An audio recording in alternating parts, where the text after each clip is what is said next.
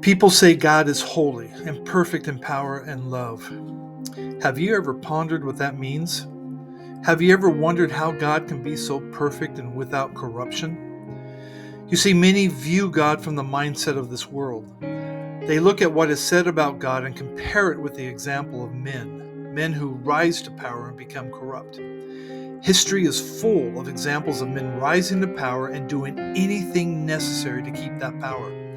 And we see examples of millions of people murdered, cities and nations left in poverty, and so many have suffered injustices under the rule of tyrants who have held this power over them. Is it any wonder that we look at God in the same way? We think surely he has to have some fault or corruption if he holds all power and glory in his hands. Have you ever said this to a friend when you've gone to vote?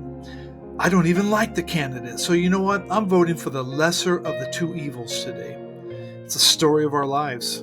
It's what we see day in and day out with imperfect men and women. So when we hear about an all-powerful and holy God, we automatically assume that there's got to be some corruption in him, because after all I've ever seen throughout my life is absolute power that corrupts absolutely.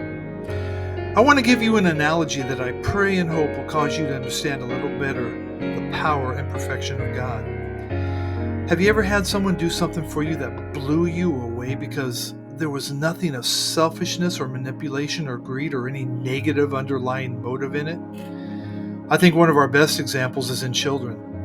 When you have a child out of love hug you or pick a flower for you or do something that just melts your heart, you understand at that moment that there was no self in it. That child was not moving to position themselves in a negative way.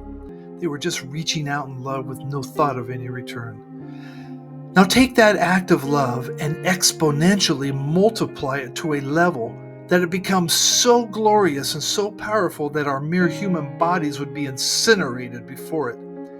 This is who God is, perfect in power and perfect in holiness and perfect in love.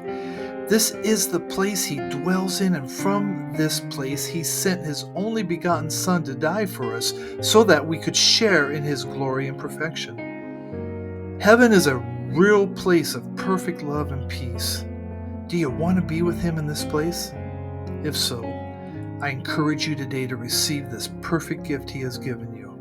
His name is Jesus.